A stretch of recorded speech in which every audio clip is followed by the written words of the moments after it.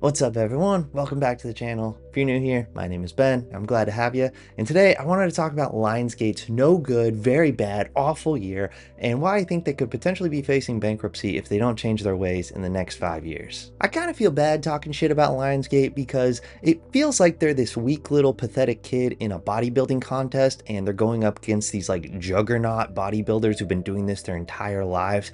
And you just kind of feel bad talking shit about them. But when that pathetic kid keeps royally fucking up and doing the exact opposite of what he's supposed to be doing, you kind of don't feel bad, you know? He kind of has it coming, so I don't feel that bad talking shit about Lionsgate. Lionsgate has never been doing that well, but this year has been especially bad with their past 7 movies all being just colossal flops, with Borderlands, The Crow, and Megalopolis, just to name a few. And they didn't just do bad, they colossally bombed. They did so awful, everyone knew about them, people were making fun of their movies. Everyone knew about these movies. They say like any news is good news. Yeah, bullshit on that. Now Lionsgate has never been a hit maker or one of the top studios, but they did have some good hits every now and then, but they've been running on fumes that just taste of desperation for the last 10 years. If you look at their box office ratings, the closest they ever came to $1 billion was Catching Fire in 2013, making $800 million worldwide. And while I was researching this video, I discovered that one of their top 10 grossing films of all time is The Day After Tomorrow, which came out 20 years ago. It's insane to me that in the year 2024, they haven't had enough hits to replace the top 10. Like, movie expansion has been going on, there's a bigger worldwide market now, ticket prices have been going up, inflation has been going up. How have they not beaten that, and how have they not had a new top 10? It's baffling to me. They have to be trying not to make good movies at this point. They've never been great, but at least they put out a few interesting things, and they still had a few decent franchises, like they had Saw, they had Hunger Games, they had John Wick. But I think because of those massive franchises and how they all did so well,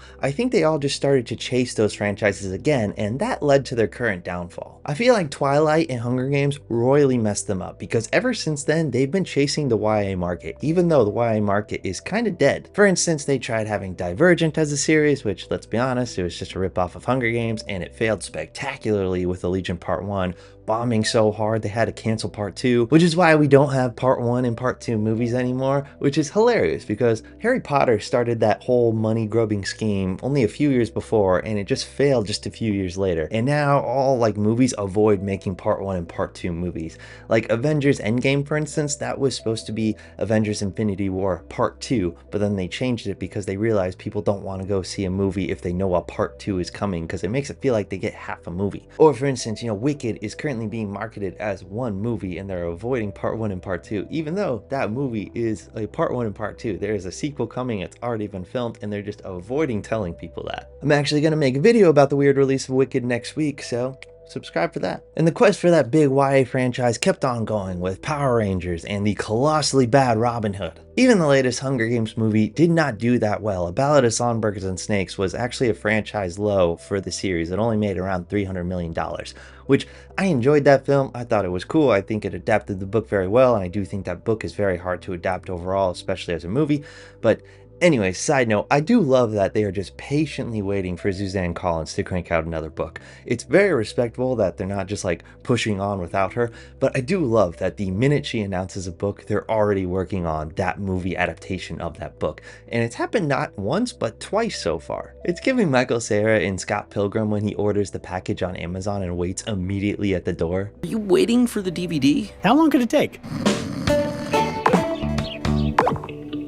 And I also feel like they're just chasing a new John Wick now because the sheer amount of shitty action movies they've put out over the past few years is just insane. I feel like they know John Wick is on its last days. Like there's no way Keanu can keep doing it and just fucking himself up day after day. And now I feel like they're just going into full-blown panic mode. They've been trying to expand it, but it hasn't been going well. The Continental didn't do so well, which was the TV show. And now they're trying to expand the entire franchise with The Ballerina coming out in June. Sorry, it's actually not called The Ballerina. It's called From the World of John Wick, the ballerina. It's so stupid that they're adding that to everything. Like, why? That's a tagline. You don't need it to be a title. You should be able to tell that it's a John Wick movie by doing other things, like not putting it in the fucking title. Are we as a society this stupid where we can't tell that a movie is in the same universe and we actually need that title, or are corporations just this fucking stupid? And yes can be an answer for both of those questions. And it's also funny to me that every single John Wick movie has characters that I feel like they specifically introduced them just for them to have a spinoff. Like John Wick 2 had Common and Ruby Rose. John Wick 3 had Halle Berry and her dogs, which they could have had a whole movie on their own.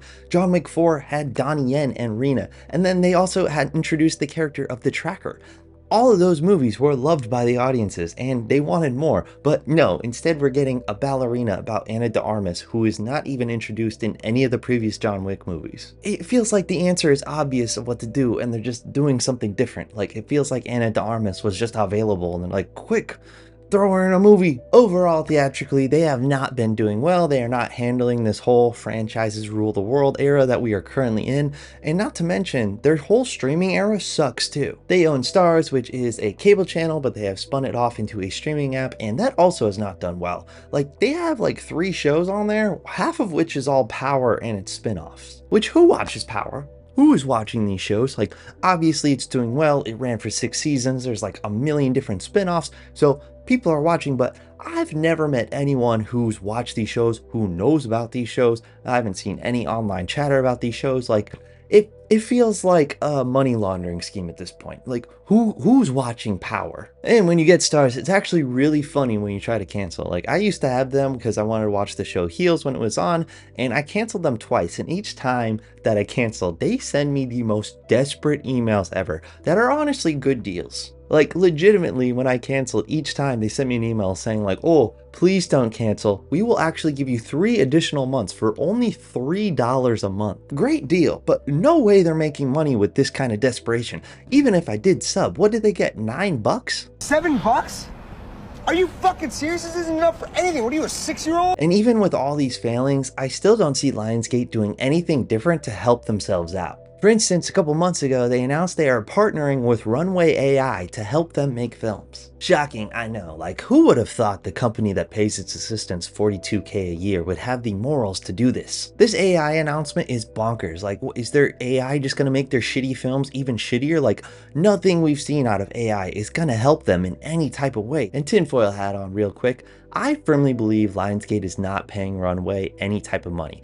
I firmly believe Lionsgate is so cash poor and Runway AI desperately needs more investors, and Runway is basically giving them money so that way Runway can say they have a major studio under their chain. That way they can get more investors and more funding, because you know they're just burning cash right now, and Lionsgate needs any type of money, especially after their losses. It's also hilarious that they're going fully into AI, because just a few months ago during the release of Megalopolis, one of their trailers had fake AI generated quotes and they had to pull the trailer. It didn't work out for them, and yet they want to go further into AI. Makes no sense, but you know, it's Lionsgate.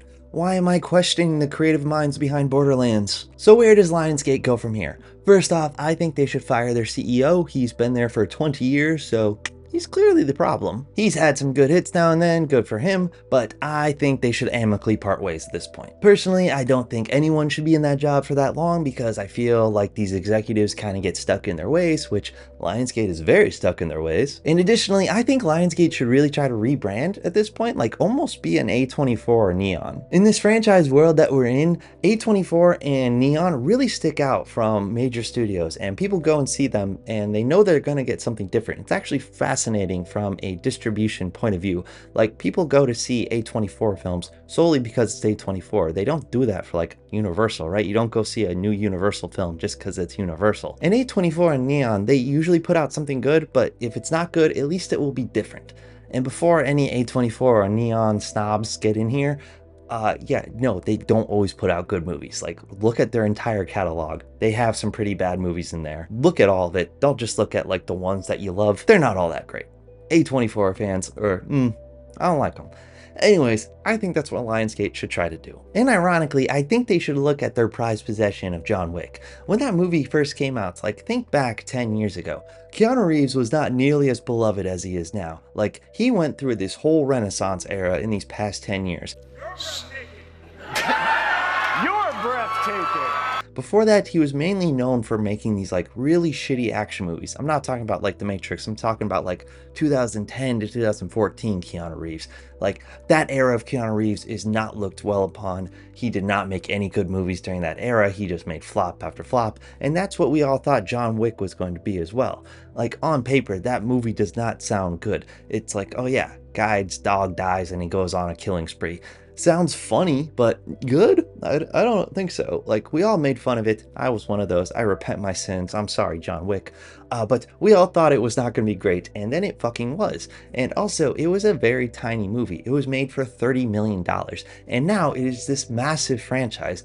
That is what Lionsgate should look at doing. Instead of just chasing the next big franchise, just focus on making one good, solid movie, and then if it does well, then expand upon it, and do that again and again and again. Like, every movie studio should do this. I'm not saying that like only Lionsgate should do this, but Lionsgate should especially do this. Because I highly doubt that continuing the same creative genius strategy that gave us Borderlands and The Crow is gonna give them a win anytime soon. And that's why I think Lionsgate will be going bankrupt, but we'll see in 5 years' time. But what do you guys think? Do you guys think that Lionsgate will find their creative footing and this is just a rough patch, or do you think they need a major creative overhaul as well? Let me know in the comments. And if you enjoyed this video, please like, comment, and subscribe. I put out new videos every single week detailing the film and TV business and my general thoughts on it. So if you subscribe, I'll see you in the next one. Thanks.